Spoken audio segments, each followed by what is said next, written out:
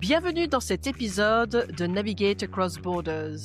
Dans ce premier épisode en français, j'ai le plaisir de recevoir Damien Collange.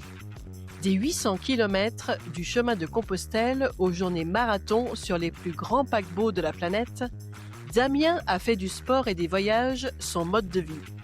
Je suis Dorothée Charéron, une expatriée qui vient de Lyon et qui vit en Asie depuis plus de 20 ans. Je suis en ce moment à Bangalore, dans le sud de l'Inde. Dans cet épisode, nous allons découvrir la réalité du travail sur les paquebots de croisière. Nous verrons aussi comment les langues étrangères peuvent littéralement transformer notre personnalité, mais aussi notre manière de voir le monde. Pensez à vous abonner ici sur YouTube et sur votre plateforme de podcast favorite pour ne manquer aucun épisode. En attendant, attachez vos ceintures et c'est Bonjour tout le monde. Bonjour Damien, comment vas-tu? Coucou Marraine, comment ça va? Donc, où es-tu en ce moment? Hendaye, qui est le village le plus au sud-ouest de France. On est à la frontière. Je suis vraiment à 200 mètres de la frontière franco-espagnole. C'est pour dire, si j'ai à courir, je vais courir en Espagne. Si j'ai du vélo à faire, je vais en Espagne. Mais j'habite en France. Très bien, alors je m'appelle Damien, j'ai 30 ans. Je suis maître nageur. J'ai du coup de l'expérience dans de multiples domaines. Mon parcours professionnel est surtout lié au monde du sport. J'ai également des expériences dans le secourisme. Au fur et à mesure de ma vie, je pratique de plus en plus de sport et j'essaye de trouver un petit peu un élément à droite, à gauche qui me fait plaisir et je vais aussi le pousser en en essayant de m'adapter par rapport aux autres. Par exemple, récemment, j'ai fait le marathon de Saint-Sébastien, et ce marathon-là, en fait, il est en Espagne, il est vraiment dans la culture espagnole. Le public, il est dans la culture espagnole et c'est des choses que j'aime bien faire. J'aime bien aller découvrir quelque chose, déjà pour moi, mais aussi me baigner dans quelque chose de nouveau et me mettre un petit peu en danger. D'accord, ok, très bien. Alors, avant de rentrer dans le vif du sujet, je vais te poser deux questions qui sont un petit peu amusantes pour que les gens te connaissent sous un autre jour. Donc, la première question, c'est quel est un fait amusant ou surprenant sur toi que la plupart des gens... Alors, c'est un fait assez anecdotique. J'étais à l'internat quand j'étais plus jeune. On m'a dit que c'était impossible que j'arrive à apprendre à faire un Rubik's Cube dans la semaine. Alors du coup, j'ai regardé des D'accord, vidéos YouTube, je me suis concentré et je l'ai appris. Et ce qui est, enfin ça, c'est à peu près bon. Il y a beaucoup de gens qui y arrivent, mais du coup, je me suis entraîné et j'ai réussi. J'ai un record à faire le Rubik's Cube en 42 secondes. Et d'accord, bah c'est ça me bien. fait plaisir de le dire. Moi, je sais pas faire, donc tu vois, pour moi, c'est un super challenge que tu as réussi. Et je savais même pas que tu savais faire ça, donc félicitations. Et Merci. l'autre question, c'est quel est l'objet que tu emportes toujours en voyage, quelle que soit ta destination? Quelle que soit la destination, je prendrai toujours, je vais dire du coup 3, mais c'est en gros, c'est un short et une paire de baskets pour courir. C'est comme ça que je découvre, le mieux et que je visite le mieux. J'ai toujours D'accord, l'impression que en marchant, je peux pas assez voir et si je fais du vélo, je me sens pas assez libre, par exemple, pour aller visiter quelque chose. Du coup, le juste milieu, c'est courir. Donc, quand je d'accord, cours, j'arrive vraiment à découvrir. Par exemple, la dernière fois, j'ai mieux visité Genève en prenant mes baskets et en faisant un footing, bon footing, un peu plus long qu'un footing quand même, mais, j'ai d'accord. plus apprécié en courant que, en marchant ou, par un autre, moyen. J'aimerais être un peu un sportif de haut niveau, mais j'ai pas le niveau. Mais oui, D'accord, ça me enfin, je suis sportif et je pratique beaucoup. d'accord. Alors donc le titre de mon podcast, c'est Navigate Across Borders, qui veut dire en français, voyager à travers les frontières, et l'une des raisons pour laquelle je voudrais que tu viennes à ce podcast, c'est parce que, tu es l'une des rares personnes de ma famille, qui a beaucoup voyagé. Ce que j'aimerais comprendre, parce que c'est vrai qu'il y a beaucoup de gens qui, dans ma famille ou dans des amis, ne comprennent pas. Quoi, toi, dès le plus jeune âge, tu as décidé de voyager et tu as décidé de commencer une partie de ta carrière en voyageant? Parce que tu as commencé sur des bateaux de croisière. Qu'est-ce que c'est qui t'a Exactement, du coup attiré? pour contextualiser, suite, du covid, j'ai commencé à vouloir chercher, des emplois, que je n'ai pas trouvé. C'était très compliqué. En fait, il y avait personne qui embauchait sur cette période-là et première petite expérience même, je dirais, avant, de faire les bateaux de croisière, heu, j'avais un petit rêve dans le coin de ma tête. C'était de faire le pèlerinage de Saint-Jacques-de-Compostelle. D'accord, Heu, J'hésitais, j'étais pas vraiment sûr. Pour la petite anecdote, vient une conversation avec, mon papa et puis, je lui dis, «Ouais, j'aimerais quand même bien y aller» et il me pique un petit peu à l'endroit parce qu'il me connaît bien et il me dit, «Bah, après, tu as le droit d'être pas capable, hein, tu as le droit de vouloir mais pas pouvoir». Bon, ça m'a pris un peu dans l'ego. La semaine plus tard, j'ai fait mon sac et je suis parti. Donc je suis parti le 1er septembre et je suis arrivé à Santiago, fin octobre. Donc j'ai mis, 2 mois pour faire ça.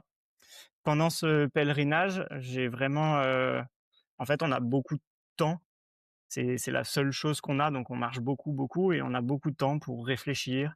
On rencontre des gens, donc on le fait tout seul, mais on rencontre aussi des gens et dans cet état d'esprit, en réfléchissant et ben, on fait du ménage dans son esprit.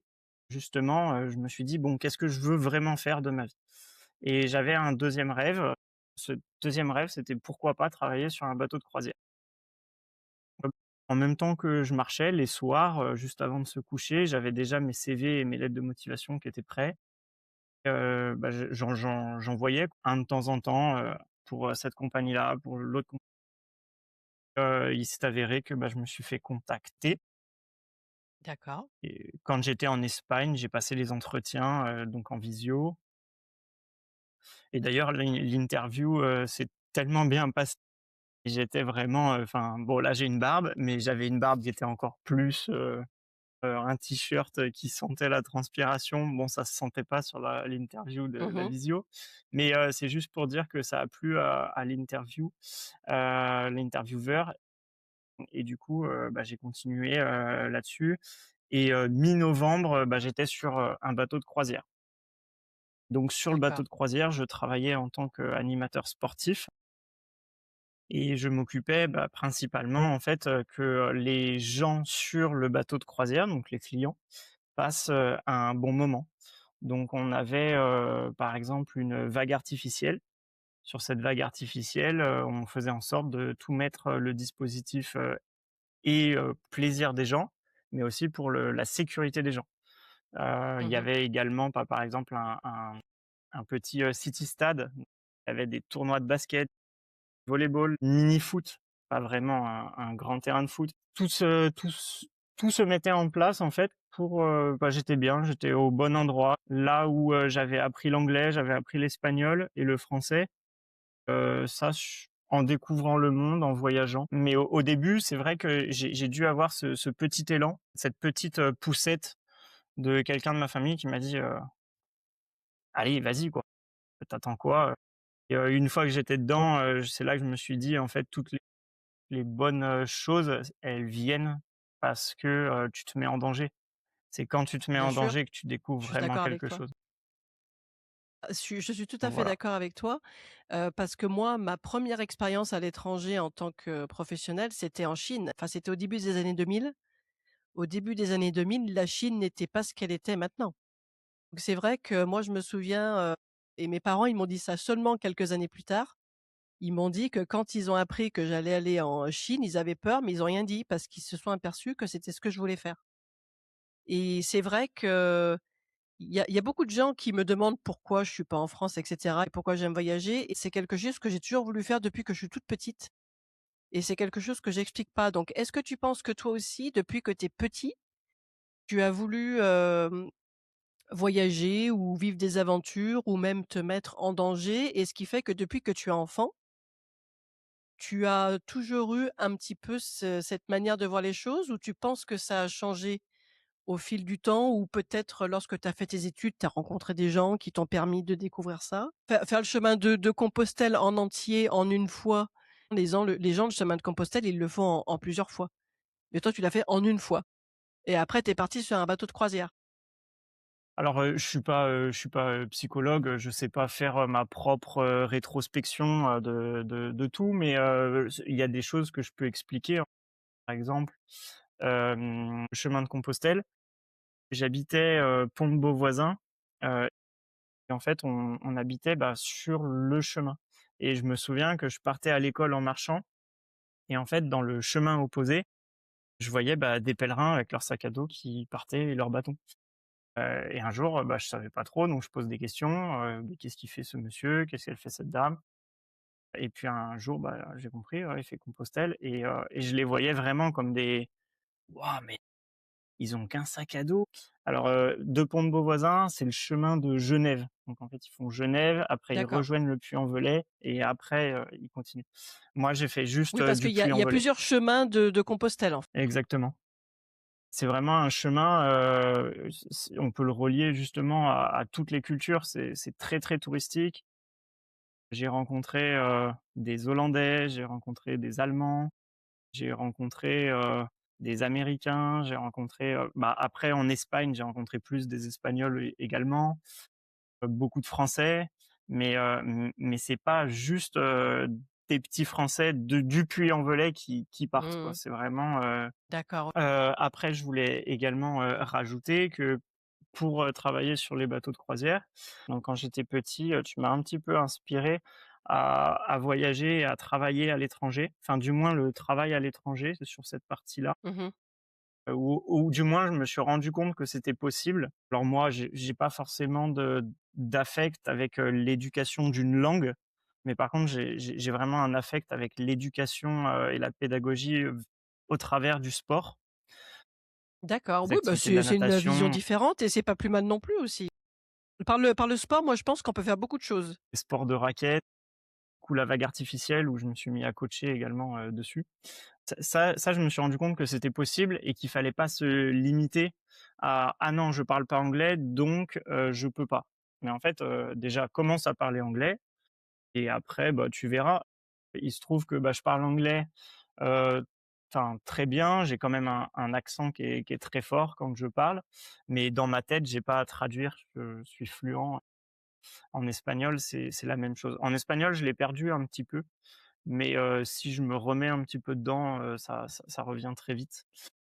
Donc voilà et du coup, pour les bateaux de croisière, en fait, c'est cette idée de vraiment, ouais, travailler, loin et voyager, cette idée où je me disais, on en parlera plus tard, Bien où je sûr. me disais: «Ah, je vais pouvoir, travailler et voyager en même temps et en fait, on va me payer pour ça». Du coup, c'est vrai dans un sens, il on il faut aussi, nuancer. C'est-à-dire qu'on travaille beaucoup et oui, j'ai vu des très belles choses, mais j'ai pas pu autant profiter que si j'étais, complètement Bah, oui, en puisque on va c'était dire, ton travail, touriste. donc forcément tu en profites pas autant. Exactement. Je comprends ce que tu veux dire. Un petit résumé, par exemple, je suis allé à New York, heu, grâce au bateau de croisière, mais on s'y est arrêté 3 heures. C'est-à-dire que j'ai Oui, visité New voilà, donc York New York, c'est tellement grand et il y 3 a heures. tellement de choses à voir qu'en 3 heures, tu peux pas faire Exactement. grand-chose. Times Square, un petit tour à Central Park et c'était déjà fini, en fait. Mmh, Alors qu'il y a tellement d'autres choses à faire. bien Enfin, sûr. bon, voilà. Alors, je pense qu'il y a plusieurs choses que tu as abordées ici et qu'on pourrait un petit peu approfondir. Donc déjà, tu parles des langues. C'est vrai que moi, j'enseigne les langues et quand j'enseigne une langue, j'enseigne la culture. Est-ce que tu penses que toi, le fait de parler plusieurs langues, ça t'a permis de découvrir des choses sur différentes cultures ou même sur ta propre culture française que tu n'aurais peut-être pas découvert si tu parlais pas toutes ces langues? Oui, oui, oui, en effet, déjà dans un premier temps. Et ça, tu l'as dit dans un autre des podcasts. Donc, pour, la petite, anecdote, que je t'ai déjà dit, j'écoute tes podcasts, quand je suis en train de courir. Ça me permet de, bah, Pourquoi pratiquer pas? un petit peu, enfin, l'anglais, Oui, mais, parce que en même mes temps de podcasts sont en anglais et j'aimerais bien développer le avec des invités qui parlent français, donc mais c'est bien, mais, je suis non, mais il y contente a que pas de tu souci, écoutes. mais ça me permet de juste passer le temps et j'écoute quelque chose d'intéressant. Parmi tes invités, vous êtes écoutés, en courant et c'est très agréable et du coup, je voulais dire que, il y a une, des personnes qui disait quand elle a appris l'anglais, elle a changé sa personnalité, et que du coup, en apprenant une langue, quelque chose se passait à l'intérieur et sa personnalité changeait un petit peu en fonction de la langue, qu'elle utilisait. Moi, je le ressens aussi quand je courais, je me suis dit: «Ah mais c'est tellement vrai». Personne que je suis en français n'est pas la même personne que je suis quand je suis en anglais et quand je suis en espagnol. Alors, je vais, caricaturer un petit peu. Bien sûr que je reste quand même Damien, mais ce que je veux dire, Mmh. c'est que, mon état d'esprit, il est pas forcément, le même. Alors après, je sais pas si, ça dépend de quand j'ai appris, par exemple, cette langue, mais en l'occurrence, l'anglais, je l'ai appris quand j'avais 18 ans. Je suis parti du coup en année de césure en Angleterre, dans une phase où, j'avais vraiment besoin de grandir.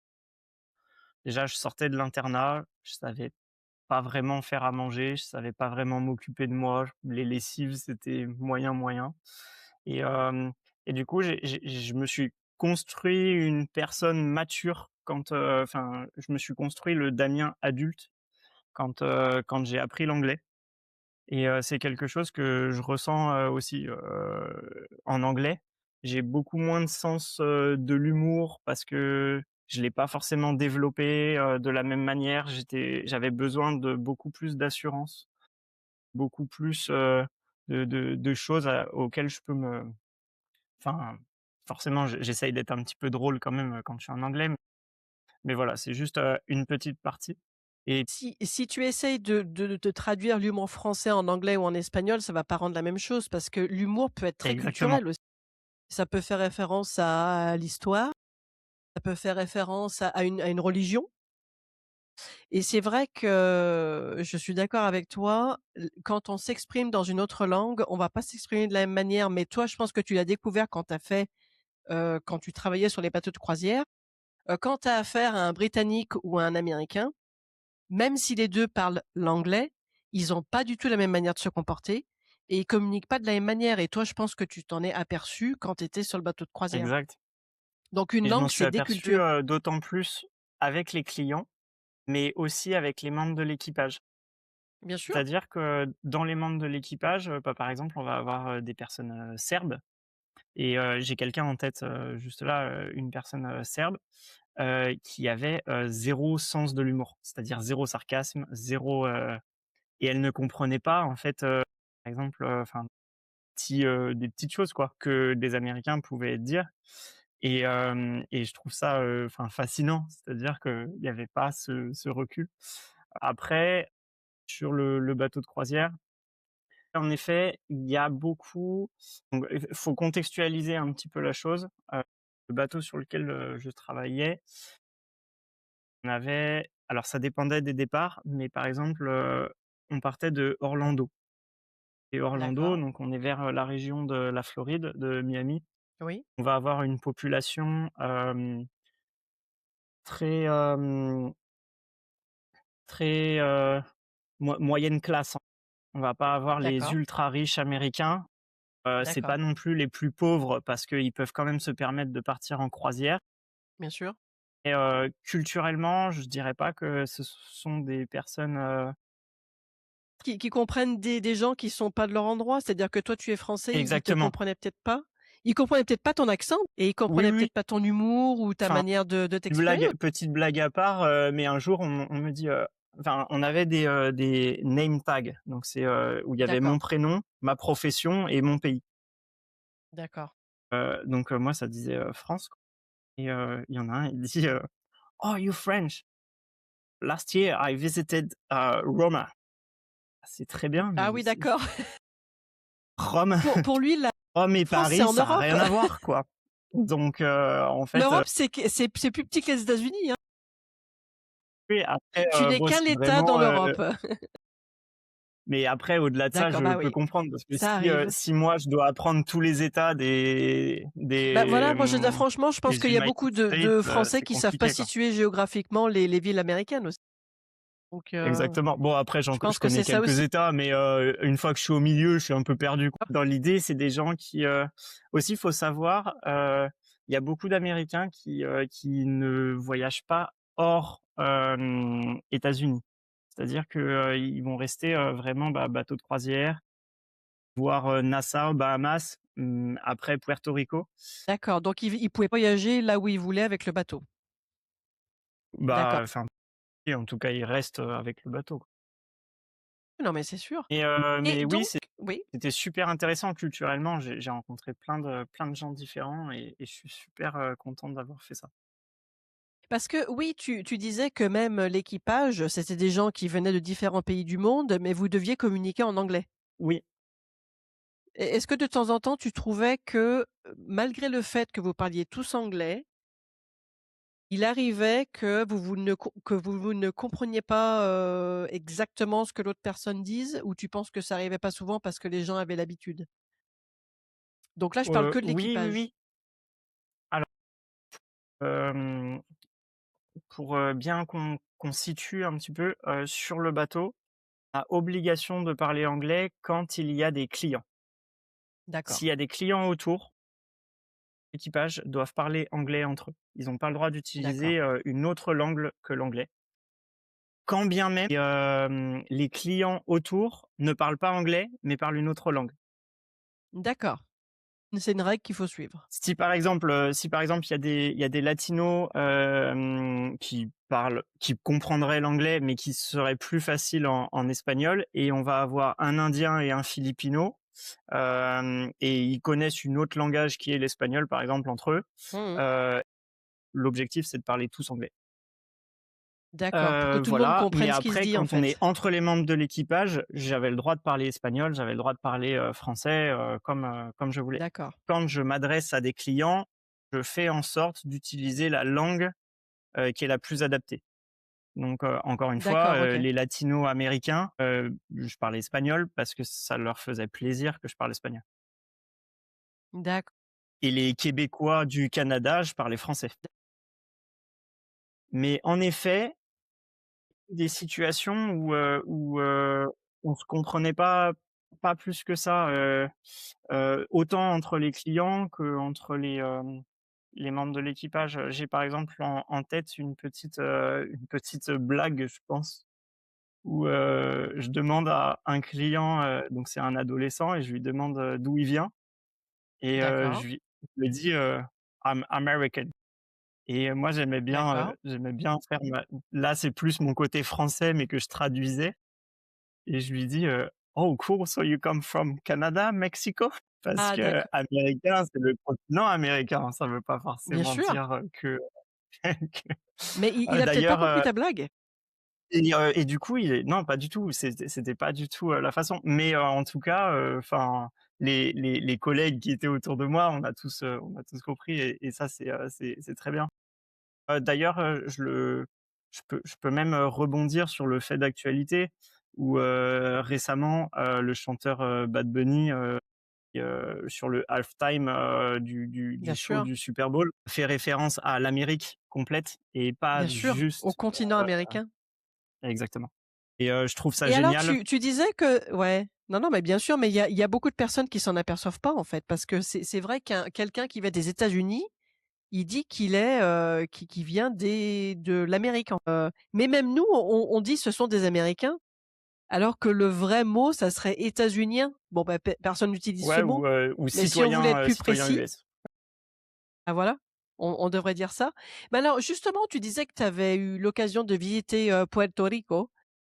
Je pense que tu es pas resté trop longtemps, mais qu'est-ce que tu as découvert sur, Puerto Rico qui t'a peut-être, je sais pas, peut-être choqué ou alors qui t'a montré la différence avec les États-Unis? Puerto Rico, je suis allé en fait, on dock à San Juan.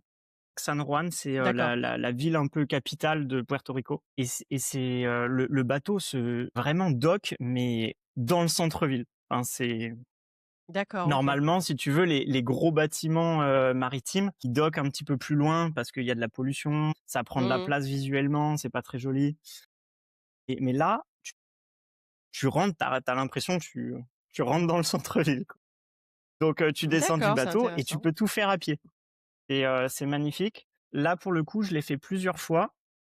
Je l'ai fait donc, en couple, je l'ai fait avec, ma compagne, qui est aujourd'hui ma femme. Je l'ai fait avec des amis. Je l'ai fait également, tout seul, basket, short et essayer de courir le plus possible. J'adore, Puerto Rico. Pour moi, c'était vraiment magique. C'est, vraiment un endroit où tu peux vraiment, prendre une grande bouffée, d'oxygène et découvrir, Mmh. quelque chose, de la culture américaine, mais avec, ce petit esprit un petit peu, ouais, bah, Latino? latino, quoi. Que j'en pense, il y a un fort, j'avais adoré, il y a un fort, en fait, tout en haut, de du centre-ville, et tu as vraiment un château qui donne sur, tout Oui, l'océan. C'est juste, tout à magnifique, fait. c'est vraiment très, très beau et derrière ça, je me souviens, donc quand j'étais tout seul, je suis allé courir et je suis allé courir dans le quartier un petit peu, là où ils ont tourné les clips et c'est très touristique et après tu peux, continuer si tu veux et tu vas un petit peu plus dans les quartiers, où ça craint un petit peu plus et je D'accord. me souviens prendre une photo d'un graffiti et le gars s'approche de moi et me dit, «Eh, por favor, no», comme, j'ai pas le droit de filmer, j'ai pas le droit de prendre de photos, mais Ah, au-delà de ça, bah, il faut savoir que les Puertoricains ont le passeport américain, mais ils peuvent pas voter. Donc ils ont un statut un peu spécial. Tu parlais de ta femme, donc qui n'est pas française, qui est ukrainienne, mais ça montre aussi ton ouverture d'esprit, là, parce que tu t'es marié avec une personne qui n'est pas française. oui, alors en effet, avec, ma femme, on s'est rencontrés, sur les bateaux de croisière. Donc, j'ai fait 3 bateaux. J'ai fait un petit, le plus grand à l'époque qui s'appelait Wonder of the Seas et après j'ai fait D'accord, Oasis of the Seas qui était encore un gros bateau, mais qui était pas le plus gros. Aujourd'hui, ils en ont lancé, des plus gros que sur là où je travaillais. d'accord, Si tu veux, elle était animatrice spécialisée en moi, j'étais d'accord, animateur, bah, grands enfants, mais pour le sport. d'accord, OK. Culturellement, c'est intéressant parce que, tout se mélange.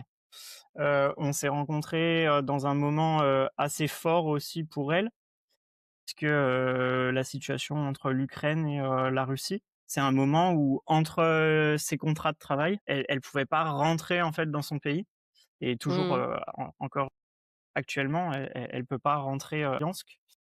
C'est pas possible. Donc en fait, ça nous a aussi rapprochés parce que vu qu'elle pouvait pas, re-rentrer, je lui ai dit: «Bon, bah, écoute, viens, on s'est mariés, puis voilà». Bah, voilà. Et je dirais même que les bateaux de croisière, ça, c'est tellement intense, dire on travaille tellement. Je vais l'expliquer quand même pour les gens. Ça m'est arrivé de pointer des semaines à 60 heures Ah, c'est pas mal, hein? c'est-à-dire 60 heures de D'accord travail. et c'est pas considéré comme des heures D'une supplémentaires, ça fait moyenne, on est partie entre de ton 50 et contrat? 60. Non. Non, il y a pas d'heures Ouais, voilà. supplémentaires. Dire qu'on est Contrat, à disposition du bateau. Et j'aime bien dire, d'accord, OK. que, ça me fait penser à Jack Sparrow. En fait, tu dépends du bateau, tu appartiens au bateau. C'est vraiment ça, c'est vraiment, on te demande de faire ça, tu fais ça. Mais ça implique beaucoup d'heures. C'est-à-dire que 60 heures de travail, on s'en rend pas forcément compte. C'est pas forcément 60 heures, D'accord. tout le temps difficile, tout le temps de grosse intensité. Mais ça reste, 60 heures, de debout quoi. 60 heures debout, 60 heures où, on doit avoir un sourire, 60 heures où on doit être, bien propre sur Mmh. soi et de présentation. Bien sûr. Donc je disais que ça fatigue en fait et quand on se retrouve, on est tellement usé, tellement fatigué, que les liens, sociaux, ça f c'est des feux d'artifice. D'accord, OK. C'est beau, c'est magique et ça crée beaucoup de liens. En tant que personne, est-ce que Oui, tu te oui. considérerais comme un Français multiculturel? Ça fait partie de l'identité, d'adoption, je dirais. C'est une identité qui est belle. C'est un beau pays, hein. Le Pays basque, c'est très, très joli. Bien sûr. À savoir que le Pays basque, donc il y a le Pays basque nord, qui est la partie française, et il y a le Mmh. Pays basque sud, qui est la partie espagnole. Mmh. Hem, mais si on dit Pays basque français, c'est un petit peu mal vu. On dit Pays basque nord, Pays basque sud, et à D'accord, bah, tu vois, je l'intérieur savais de pas. ce Pays basque, il y a différentes régions, D'accord. et voilà. Donc en faisant partie du Pays basque, les locaux ont une langue, le basque, entre eux, Tout à qui fait. est aussi, appelé, l'euskera. Moi, je ne D'accord. le parle pas. Parle pas, je connais trois quatre mots, pour bien faire, et c'est très Mmh. agréable, pour les locaux. Tu vas dans un restaurant et que tu dis bonjour en basque et que tu dis merci en basque, tout de suite, il y a une approche différente culturelle. C'est plus le même rapport. Ça montre également, à la personne locale que, tu t'intéresses, que tu essayes de t'intégrer, Que tu fais un oui, que heu, tu fais un effort. que tu fais un effort. Mais Simplement ça permet de du coup, déclencher de nouvelles situations également. ça, ce que tu dis, et on en revient encore à la langue, je pense que quand on voyage et qu'on essaye d'apprendre 2 ou 3 mots du pays où on va ou du pays où on vit, ça montre, bah, le respect qu'on a pour les personnes de ce pays-là ou de cet endroit, mais aussi ça montre qu'on essaye de les comprendre aussi quelque part. Exactement. Donc je trouve que c'est Et très important. c'est pas dur, hein, d'apprendre, bonjour et merci, Bien sûr. et ce petit bonjour et ce petit merci, il va vous ouvrir plus d'opportunités que juste, thank you, in English, quoi. C'est Je sûr. pense, à mon sens. Maintenant, on va passer à autre chose. C'est que quand on discutait, par rapport à ce podcast, et qu'on parlait de la nationalité, tu disais que tu savais pas trop comment te définir en tant que Français parce que, bah, comme tu es, multiculturel et que tu as beaucoup voyagé. C'est vrai que ça m'a fait penser à quelque chose. Plus de 20 ans que je suis expatriée et les expatriés français, on les appelle les Français de l'étranger. Donc tu vois, déjà, on est mis dans une case. Parce qu'on n'habite pas en France, on est quand même des Français, mais nous sommes les Français de l'étranger. Donc toi, en tant que Français qui habite en France, comment tu te définirais en tant que personne? Alors, enfin, déjà, me dire, «Je suis juste français», je trouve c'est un peu limité, dans le sens où, et ça, je t'en ai parlé, tu peux avoir une maman et un papa, et pour autant, ça veut pas dire que tu préfères l'un ou l'autre. Mmh Tu mh. peux juste, aimer les 2, quoi, de la même manière, et à mon sens, je me sens tout autant européen que français. D'accord, Et je me sens d'autant plus européen quand, bah, je suis allé faire mon année de césure en Angleterre, d'autant plus européen, encore plus, quand je suis allé faire mon année de césure en Espagne, et que j'ai fait mes études supérieures en France, et ça fait d'accord. partie de mon bagage européen. Mais Mmh après, Tout à quand, fait. je suis français, c'est-à-dire que j'ai, grandi en France avec les valeurs, bah, constitutionnelles françaises, des principes, et quand, bah, il y a, un match, sous, n'importe quel sport, bien évidemment que je préfère, l'équipe française plutôt que, l'autre équipe. Heu, Bien sûr. mais après ça veut pas dire que, enfin, dans en termes de voyage, j'aime pas l'un plus que l'autre. Enfin, je me sens pas, uniquement français. C'est ce que je voulais, Hein? Sur le passeport, français, c'est marqué, qu'on appartient citoyen. à l'Union européenne aussi. Donc on est, français et européen. En fait, tu es marié avec une Ukrainienne et bon, bah, logiquement, tu n'as jamais eu l'occasion d'aller en Ukraine, mais par l'intermédiaire de ta femme, je pense que quand même, indirectement, tu découvres la culture ukrainienne. Qu'est-ce que tu penses Oui, oui, oui. que tu as découvert de la culture ukrainienne? Bah, la nourriture, hein. Ah bah, la culture, c'est la culture. Ça, je suis tout à fait d'accord avec toi. Parce que je pense que la nourriture, si on va dans un pays et on mange pas la nourriture de ce pays, on a loupé quelque chose. Mais en fait, je vais pas le prononcer parce que sinon je vais écorcher, le nom de cette nourriture. Ça ressemble à des petits gyoza, mais avec, de la viande dedans, D'accord. et c'est bouilli, hein. C'est C'est un un petit délice, peu quoi. comme des raviolis, dans une soupe. Enfin, je Presque, fais un oui, peu voilà, une généralité, mais bon, je pense mais que j'en ai c'est déjà un mangé. délice. Ah oui, non, C'est mais ça, c'est trop, trop sûr. bon. La nourriture de l'Europe de l'Est, elle est délicieuse, hein, ça, c'est sûr et certain. Mais dans Mais dans il y a pas les que dans ça. les comport ouais. Je Vas-y, pense vas-y. aussi, pour Noël, ma maman, elle nous a fait une salade cœur de dragon. Donc c'est une, D'accord, salade, et en fait, le cœur du dragon, c'est, tout ce qui est gésier, à l'intérieur, d'accord, mais c'est tout mélangé, mais c'est un délice. C'est juste trop, trop bon. Après aussi, culturellement, je pensais, enfin, j'ai dit la nourriture, mais, je pense pas que, à la nourriture. Forcément à la maison, donc il faut savoir que Larissa, est ukrainienne, mais, parle russe. C'est-à-dire que, avec sa maman, avec ses proches et ses amis, elle parle russe, elle comprend et elle parle l'ukrainien, et si tu veux, heu, entre, proches, ils parlent russe. Ça veut pas dire qu'ils d'accord. sont en faveur de la Russie, c'est juste que, Oui, c'est juste en une fait, langue, parce que là où ils historiquement étaient, les gens parlaient historiquement, russe. Tout c'est à fait. exactement. Et si tu veux, bah, j'entends, enfin, j'entends, presque quotidiennement, le russe, parler, et c'est très intéressant, quoi. C'est très intéressant d'entendre des phrases, presque, tu sais, c'est très monotone, quoi. Ça te motiverait d'apprendre la langue, par exemple, pour essayer de communiquer avec ta belle Alors, on j'ai essayé des petits mots, mais, c'est d'accord, très, très difficile. Avec le travail, j'avais pas réussi à me mettre, d'accord. vraiment dedans. Enfin, j'avais d'autres, préoccupations, et la facilité a fait que c'est Larissa et sa maman qui ont appris le français, et j'ai pas continué plus que ça. Mais, c'est prévu que si Bah, on a c'est un bien. enfant, moi je parle en français, la maison, on parle en anglais, et Larissa parle en russe à l'enfant.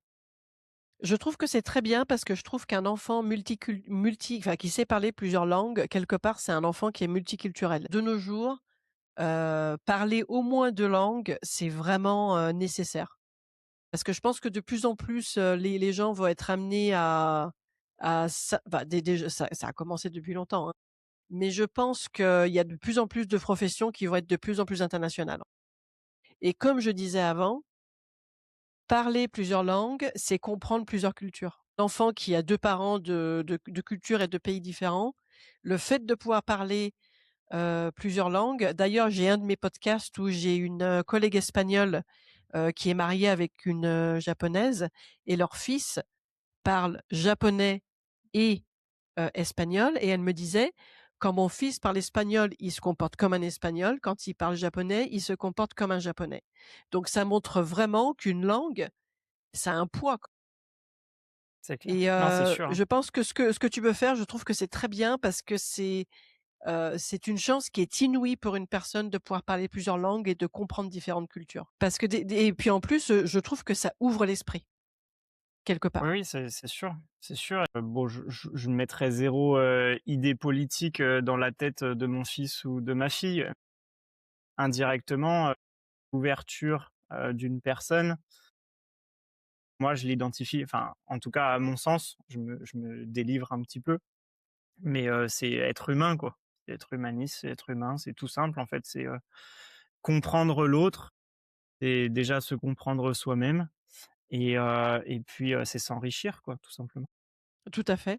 J'ai entendu un reportage, par rapport à Elon Musk, qui s'occupe de l'éducation de ses enfants, et dans l'éducation de ses enfants, il refuse qu'ils apprennent des langues étrangères parce que pour lui, le fait qu'on puisse avoir la traduction instantanée faite par l'intelligence artificielle, ce n'est pas utile d'apprendre une langue étrangère.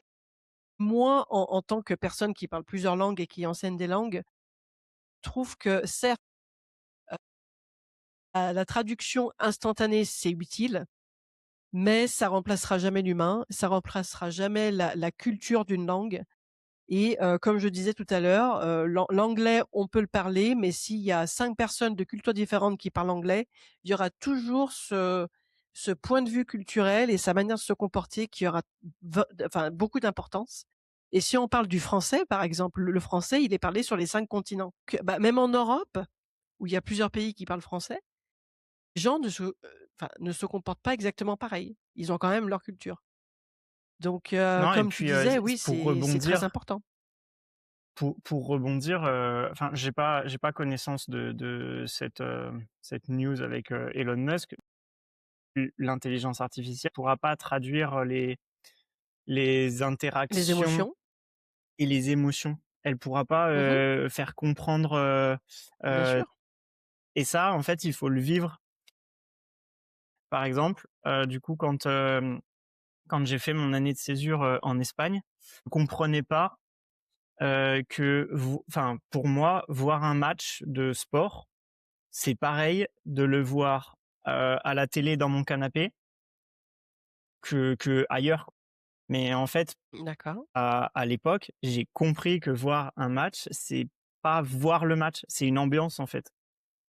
Heu, c'est aller dans le bar, chanter, et c'est ça qui est mieux que le match. Ah ouais, je comprends. Bah, tu as l'avant le match, le pendant le match et l'après-match. Peu Tu as la troisième mi-temps. mais en l'occurrence, ce petit truc, l'intelligence artificielle, elle pourra pas le traduire. Ah bah, bien Elle sûr. pourra Ah pas mais ça, c'est traduire, clair et les net. émotions que tu arrives à vivre et à Bien comprendre, sûr, en te déplaçant dans un pub, en te socialisant avec d'autres personnes. bien sûr. Même si l'intelligence artificielle, est très, très forte, pourra pas remplacer ça.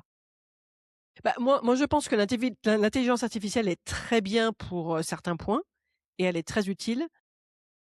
Tout ce qui est contact humain, parce que je pense que quand on parle à quelqu'un, il faut un certain contact humain.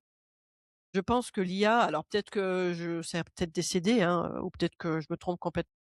Mais je pense que tout ce qui a rapport aux émotions et à l'empathie, ça va être très compliqué avec l'IA. Non, je voulais juste, dire, je me vois pas du tout, communiquer, avec ma femme, à travers un outil, numérique, Bah, pour, voilà, tout ce qui est imagine, du vous êtes obligé quotidien. d'avoir des écouteurs pour vous comprendre. C'est bizarre cette histoire. Il faut bien que vous ayez au moins une langue, commune. Écoute Damien, c'était très gentil de prendre le temps de te connecter et Mais merci puis, à toi, j'ai adoré, faire, ce petit passage. J'espère que j'ai bah, pas trop écoute, parlé, que de sport et non, non, mais peut-être que dans un autre épisode, il serait intéressant de parler, du sport parce que je pense que le sport, c'est très culturel aussi et il y a beaucoup de choses à découvrir, de ce côté-là. Bah, écoute, je te remercie et puis passe une bonne journée. merci à toi, bonne journée. Et voilà, cet épisode avec Damien est terminé. J'ai quelques questions à vous poser. Est-ce que vous seriez prêt à appartenir à un bateau pendant 60 heures par semaine, sur plusieurs mois et en échange, vous ferez le tour du monde? Ou alors, est-ce que vous parlez plusieurs langues? Et si c'est le cas, est-ce que vous pensez que ça a un impact sur la manière dont vous vous exprimez suivant la langue que vous parlez, mais aussi sur la manière dont vous pensez? J'aimerais aussi savoir quels sont les sujets que vous aimeriez écouter sur ce podcast. J'ai quelques invités qui vont arriver les mois prochains, mais si vous avez des sujets en particulier que vous aimeriez développer sur l'expatriation ou même sur les voyages, postez-les dans les messages. En attendant, vous pouvez vous abonner sur les différentes plateformes où ce podcast est disponible et sur ma chaîne YouTube. Vous pouvez aussi suivre Navigate Across Borders sur Instagram. Et vous pouvez, pourquoi pas, partager cet épisode avec quelqu'un qui rêve de tout plaquer pour travailler en mer ou à l'étranger pour découvrir plusieurs pays. En attendant, restez curieux et à très bientôt.